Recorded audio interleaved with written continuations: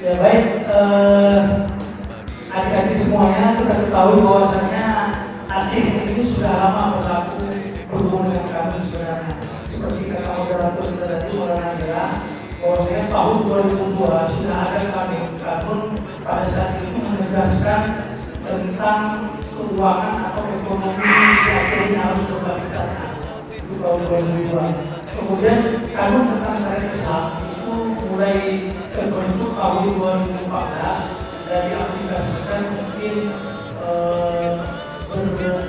berdekatan dengan tahun 2016 berhubungan dengan konversi bank pidana.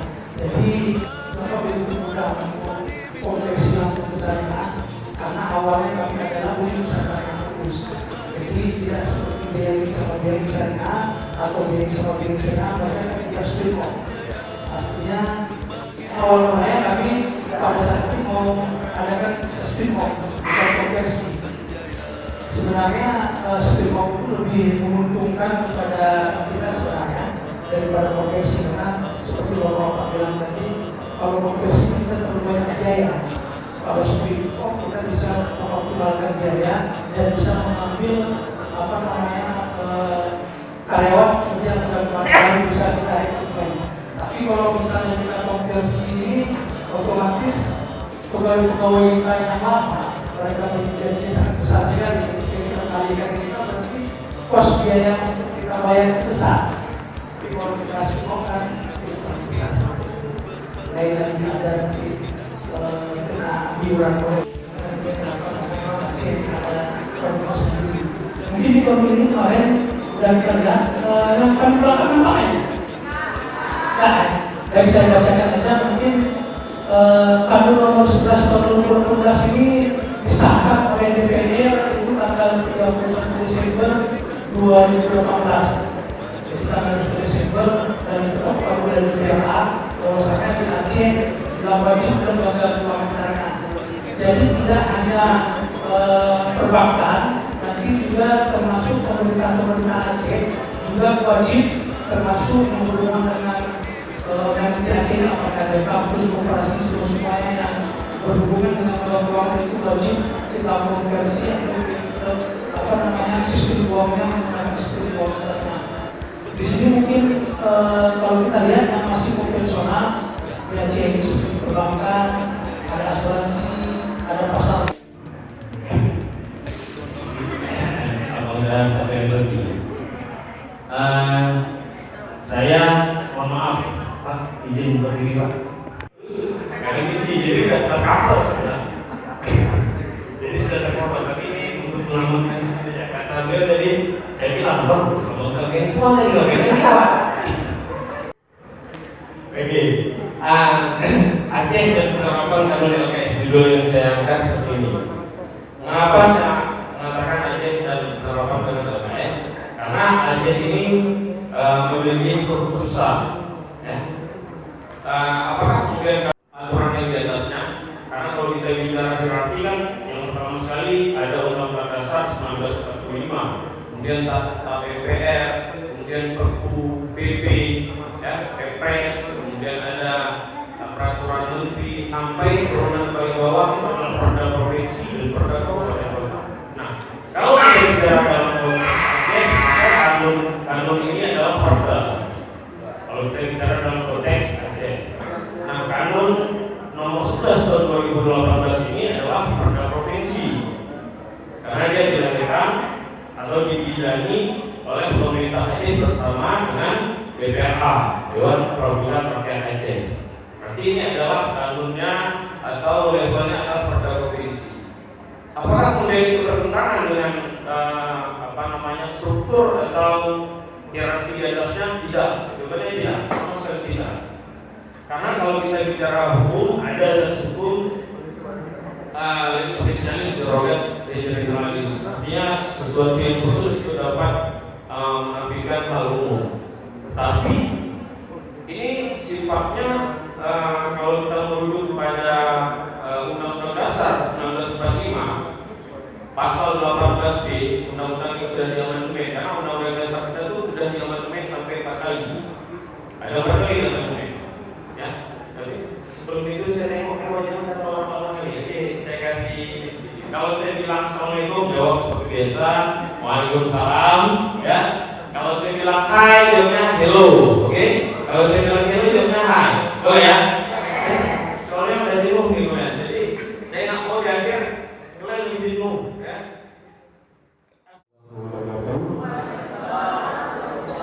Perkenalkan, nama saya Al-Fatih Ilham.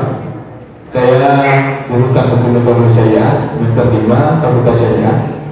Nah, jadi setelah mendengar penjelasan dari pakar-pakar langsung tadi, beberapa penjelasan tentang lembaga keuangan syariah. Jadi pertanyaan ini mungkin pernah saya tanyakan dulu di kelas tuh.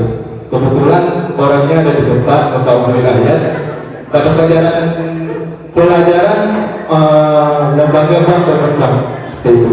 Jadi beliau menjelaskan tentang perbankan syariah yang notabene Bank Aceh itu semua sudah syariah seperti itu. Namun bank yang lain hanya seperti unit-unit seperti itu. Nah, yang ingin saya pertanyakan soal penjelasan dari bapak-bapak tadi bahwa perkembangan bangsa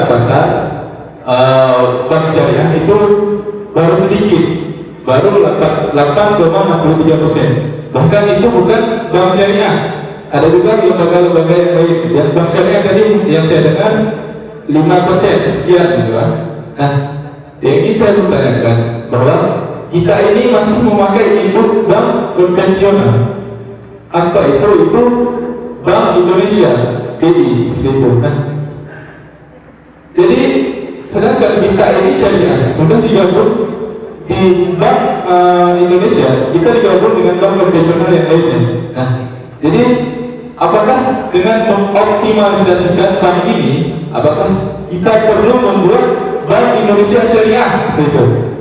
Karena apa? Karena dari masyarakat awam itu berpikiran bahwa seperti ini. Itu adalah unit bank konvensional. Perkembangannya hanya 5%. Apakah mereka takutnya ada kepentingan di dalam seperti itu? Tanya saya, harusnya ada dibentuk seperti Bank Indonesia Syariah seperti itu, yang di dalamnya juga mengawasi tentang bukan cuma perbankan saja, saham, obligasi dan lain sebagainya. Terima kasih. Assalamualaikum warahmatullahi wabarakatuh.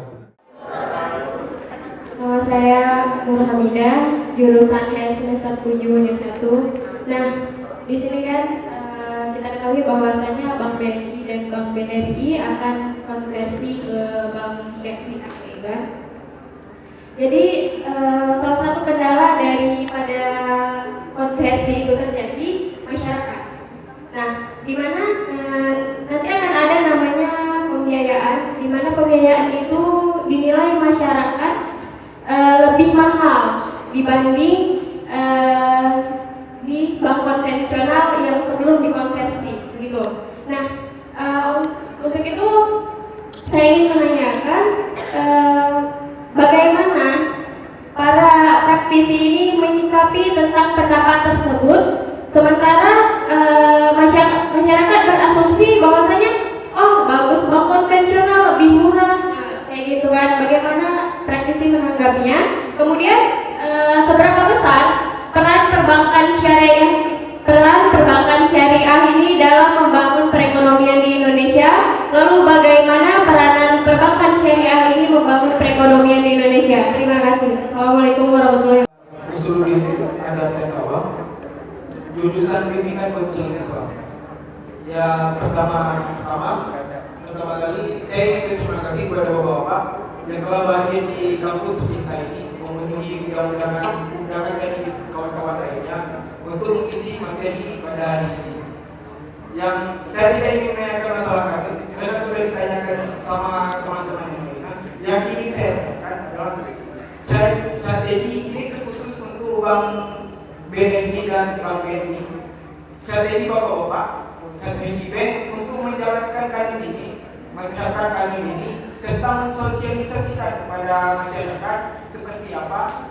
Karena untuk meyakinkan kami lagi, karena ada satu contoh, ada salah satu perguruan tinggi yang membayar UKT yang pertama dari konvensional ke syariah, itu ada administrasi yang lebih tinggi. Dari konvensional ke syariah itu meningkat.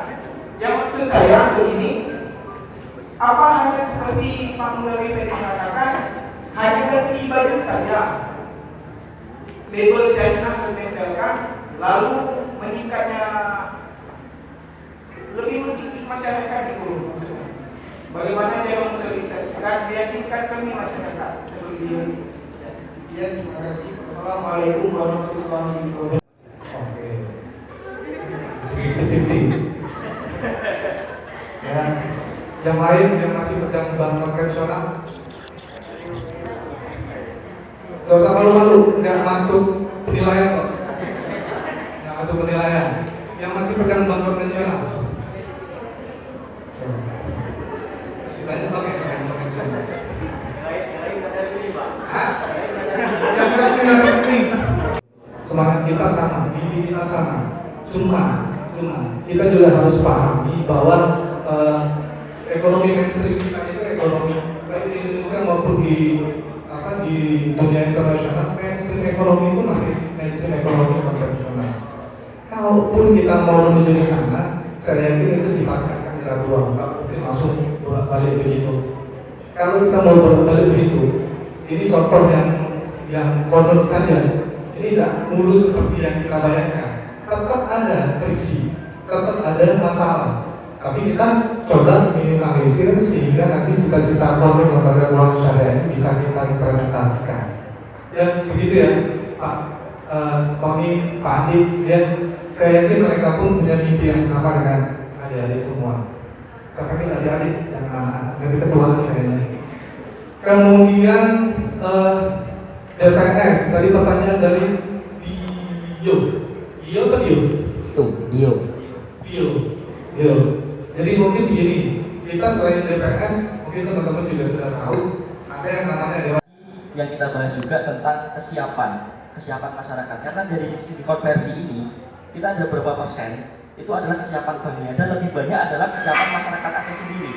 Dimana ketika kita menerapkan konversi itu tadi, sebagai contoh, ada satu contoh adalah nasabah misal adiknya punya deposito di bank BRI misal, dia mendapatkan bunga di bank BRI 7% setiap bulan misalnya. Ketika dia dikonversi ke syariah, otomatis dia tidak bisa menerima 7% itu setiap bulannya. Dia akan dikonversi dengan nisbah syariah, di mana setiap bulan kita pasti naik turun. Untuk beberapa orang yang aware masalah syariah, yang sudah mengerti dan sudah paham dan mau, mereka nggak masalah. Saya nggak masalah. Yang penting saya pindah ke syariah. Namun ternyata ada beberapa orang yang masih protes. Kok saya dapatnya segini? Kok di syariah saya dapatnya nggak sesuai seperti ini? Seperti itu. Nah itu kan juga dari masyarakatnya juga seperti itu. Dari kita pun kita juga sudah memberikan edukasi, kita memberikan pengetahuan bahwa kalau di syariah kita tidak bisa memberikan rate rata 7%, tidak bisa. Kita menggunakan nisbah bagi hasil, yang mana nisbah bagi hasil setiap bulan kadang naik, kadang turun, kadang naik, kadang turun. Kalau semuanya sudah mengerti dan paham, insya Allah konversi pertanyaan tentang Bank Indonesia Syariah. Memang impian, insya Allah impian ke depannya. Ketika pangsa pasar syariah, tadi ada yang mengeluhkan pangsa pasar syariah masih sekitar 5%. Perbankan syariah pangsa pasarnya masih sekitar 5%. Sementara 95% adalah pangsa pasar perbankan konvensional. Memang dalam jangka waktu dekat kita tidak mungkin bisa merangkak naik. Kalau Malaysia kalau tidak salah 20 sampai 30 ya Pak. 20 sampai 30%. Itu pun prosesnya juga lama. Kita tidak mungkin bisa langsung merangkak naik seperti itu. Nah, harapannya dengan adanya konon lembaga keuangan di Aceh ini, kita bisa sedikit mengikis pangsa pasar dari bank konvensional. Kita mengikis yang di Aceh, kita berharapnya masyarakat Aceh bisa membantu mensukseskan sehingga wilayah-wilayah lain bisa terinspirasi. Ketika mereka melihat, oh ternyata lembaga keuangan di Aceh, lembaga keuangan syariah di Aceh bisa meningkatkan tahap perekonomian Aceh misalnya, bisa mensejahterakan masyarakat, bisa membawa dampak positif. Kemungkinan daerah-daerah lain juga akan lebih aware, lebih akan mengikuti, meskipun tidak bisa. Saya yakin tidak bisa di daerah lain menerapkan seperti yang diterapkan di Aceh, karena Aceh ini istimewa. Daerah lain tidak bisa menerapkan bahwa bank yang beroperasi di Aceh adalah bank syariah. Daerah lain tidak bisa. Namun minimal masyarakat di wilayah lain akan terinspirasi, akan membuka tabungan di syariah, akan membuka deposito di syariah, pembiayaan akan di bank syariah, sehingga secara tidak langsung nanti akan meningkatkan pangsa syariah. Itu tadi ditanya adalah siapa yang masih punya saldo rekening bank konvensional. Sekarang kita mulai dari diri kita masing-masing. Kita di sini menyebut kita bahwa kita pejuang ekonomi rabani. Insya Allah kita sama-sama ingin membuat ekonomi Islam terus berjaya. Dimulai dari kita sendiri. Nah, langkah terbaiknya adalah dengan kita bisa memanfaatkan mendukung perbankan syariah. Yang belum buka rekening bank Aceh syariah bisa buka rekening bank Aceh syariah. Yang belum bisa buka rekening BNI syariah bisa berganti ke rekening BNI syariah. Yang belum buka rekening BNI syariah nanti bisa kontak dengan saya. Betul ya? Ya, itu. Terus kemudian tadi ada yang masalah DPS dan juga dengan pengawas ekonomi Islam di Aceh ya. Pengawas ekonomi Islam di Aceh. Di perbankan syariah. Jadi di sini perlu ini juga dari teman-teman bahwa bank-bank syariah kita dari praktisi dari bank syariah, dari bank Aceh syariah, dari BNI syariah, dari BRI syariah, kita semua mempunyai apa itu dinamakan Dewan Pengawas Syariah.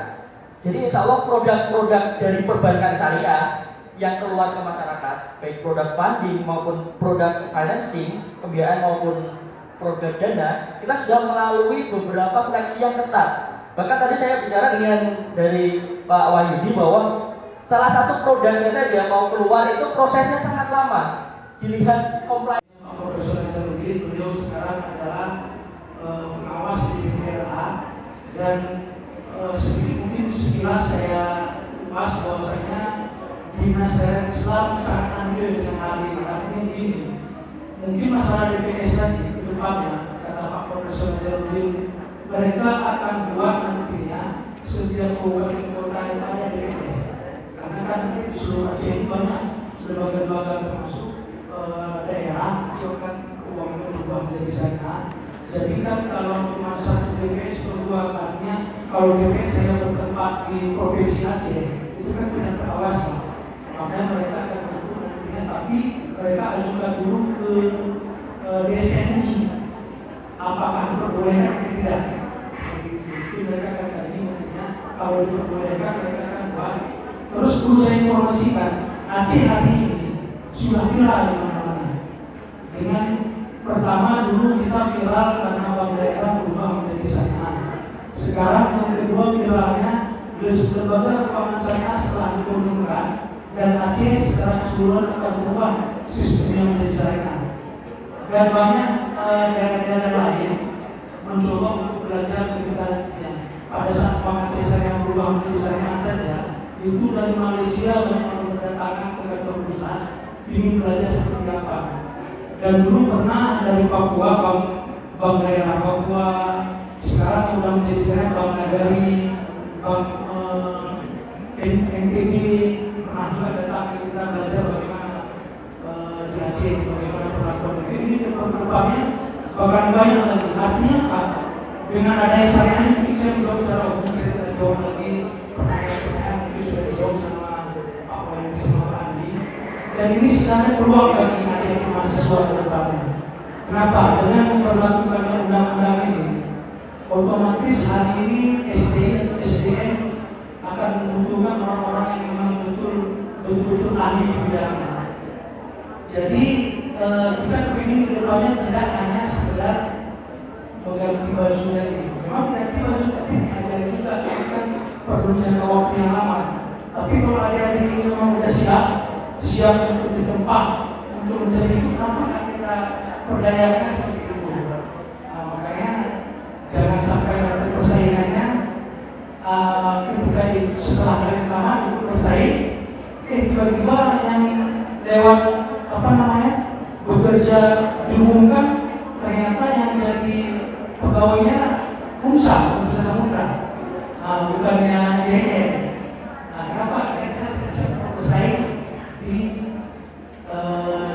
di luar negeri. Makanya mulai sekarang silakan belajar kuasai segala sesuatunya. Mungkin kami itu mungkin Pak, misalnya nanti setelah ada acara ini dan kami tahu bagaimana kualitas adik-adik semuanya, mungkin Pak Wahyudi itu nanti begitu ada lamaran BNI tinggal di-sharingnya ke apalagi dari WA sampai nantinya dan buka yang dikirim saya. Jadi kan siapkan berkas dan coba untuk bersaing, tapi ya kalau nggak siap untuk bersaing ya orang lain yang menempatnya.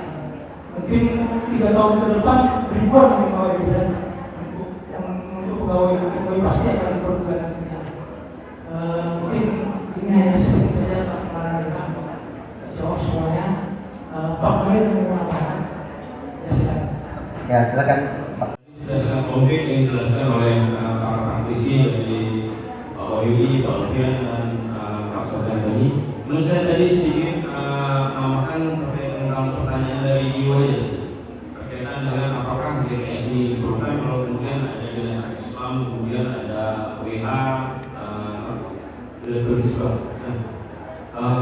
menurut pengetahuan saya dan pengalaman saya, Dewan Pengawas Syariah itu tetap harus ada. Karena dia memang pengawas internal, ya. Jadi setiap bank syariah itu wajib punya DPS. Dan kalau kemudian kita merujuk pada tahun 2018 ini, itu malah saya baca, tapi saya tidak ingat betul pasalnya. Di kabupaten kota itu nanti seperti yang dibilang sama Pak Sofyan Tony, itu akan diupayakan ada Dewan Pengawas Syariah di kabupaten kota dan tidak hanya DPS tapi juga Dewan Syariah Nasional. Nah kita tahu hari ini Dewan Syariah Nasional itu kan tupoksinya kan untuk melahirkan produk hukum fatwa, ya, fatwa Dewan Syariah Nasional. Jadi segala akad-akad yang kemudian akan diadopsi oleh lembaga keuangan baik bank maupun non-bank itu kan yang mengeluarkannya DSN melalui produk hukumnya fatwa Dewan Syariah Nasional. Nah saya baca kanun lembaga keuangan syariah ini itu memberikan kewenangan tentu nanti harus juga berkoordinasi dengan DSN pusat. Itu diupayakan ada DSN di tingkat provinsi, ya, dan DSN di tingkat kabupaten kota, ya. Jadi sebenarnya kanun ini kalau memang betul-betul bisa diterapkan ini sangat spesifik perkembangannya untuk keuangan syariah di Aceh. Jadi saya pikir itu. Terima kasih. Assalamualaikum warahmatullahi wabarakatuh. Waalaikumsalam warahmatullahi wabarakatuh. Kita yang membahas tentang optimalisasi dari Kanun 11 tahun 2018 ini tentang lembaga keuangan syariah. Beberapa hal yang bisa kita ambil ataupun kita petik, ya, untuk adik-adik mahasiswa ini yang tadi terutama terkait apa yang disampaikan oleh Pak Sofyan Tony, ini membuka kesempatan yang lebih besar kepada mahasiswa untuk berkiprah gitu Pak, di lembaga keuangan syariah, baik itu bank syariah, lembaga keuangan non bank syariah dan sebagainya itu dengan terbitnya Kanun 11 2018 ini. Kemudian dari sisi yang lain juga tadi seperti yang disampaikan oleh Bapak Munawir Ahyad, bahwa ini merupakan sebuah kemajuan yang besar bagi Aceh dengan keistimewaan yang diberikan melalui berbagai undang-undang tadi hingga terakhir undang-undang pemerintah Aceh itu tahun nomor 11 2006 itu memberikan kewenangan yang seluas-luasnya kepada Aceh untuk menjalankan syariat Islam secara kafah, bukan kapah Pak. Jadi beda Pak. Ini ada diksi di masyarakat ini. Jadi ini pemangku-pemangku kepentingan ini menjalankan syariat Islam secara kapah. Orang Aceh lah, seperti itu kan kapah. Jadi dia secara kafah artinya secara menyeluruh baik dalam bidang akidah, ibadah, muamalah dan sebagainya itu. Ya, jadi juga terkait dengan apa yang disampaikan oleh Mas Wahyudi dan Mas Adi terkait dengan kesiapan dari dua bank BUMN juga, ya kan? BNI ini kan masuk bersama Mandiri dari bank usaha bank di Badan Usaha Milik Negara. Ini mereka mengatakan sudah sangat siap untuk menjadi bank syariah sebagai implementasi daripada Kanun nomor 11 tahun 2018 ini. Dan yang belum punya rekening bank ini nanti bisa melalui Bapak ya, membuka rekening bank. Jadi yang sebelumnya konvensional ditinggalkan, kita sudah harus beralih bersama-sama ke bank syariah. Sepakat semua. Ini sebenarnya yang kita lakukan hari ini adalah bagian daripada sosialisasi tadi yang Bapak Sofyan Tony juga katakan, ini supaya menjadi perekat bagi kita semua menyikapi kanun yang telah dilahirkan ini, ya. Kira-kira begitu Pak. Terima kasih banyak Pak kami ucapkan, ini mewakili daripada panitia dan pihak Fakultas Syariah juga yang telah berhadir di tengah-tengah kita. Ini selanjutnya ada panitia, ada plakat ya untuk narasumber ya. Ya mungkin boleh dibagikan selepas. Iya Pak.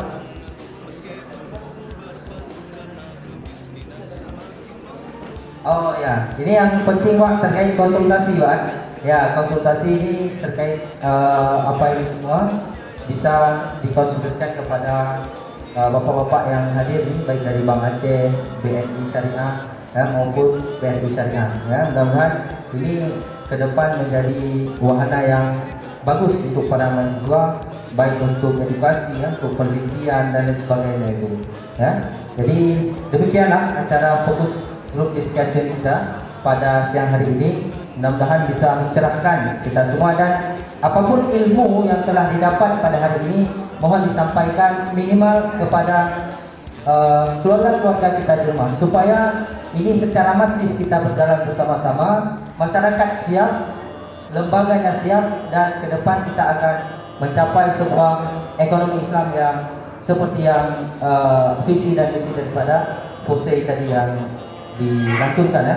Demikian, terima kasih pada adik-adik semua. Lebih dan kurang saya selaku moderator pamit undur diri. Mohon maaf atas segala kekurangan dan kekhilafan. Setelah ini ada pembagian plakat. Ini sesi saya tutup dulu dengan mengucapkan Alhamdulillahirabbil alamin.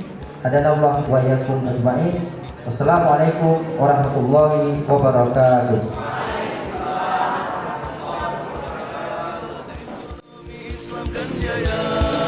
Yakinlah ekonomi Islam kan jaya. Bangkitlah, bangkitlah pemuda mulia, bersatu padu lintasi khatulistiwa.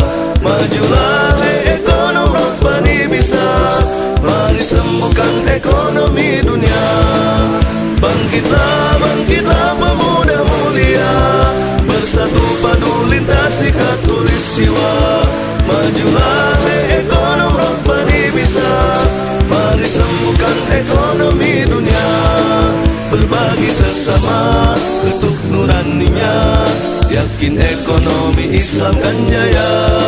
Berbagi sesama ketuk nuraninya, yakin ekonomi Islam kan jaya. Ekonom muda, hey ekonom Rabbani,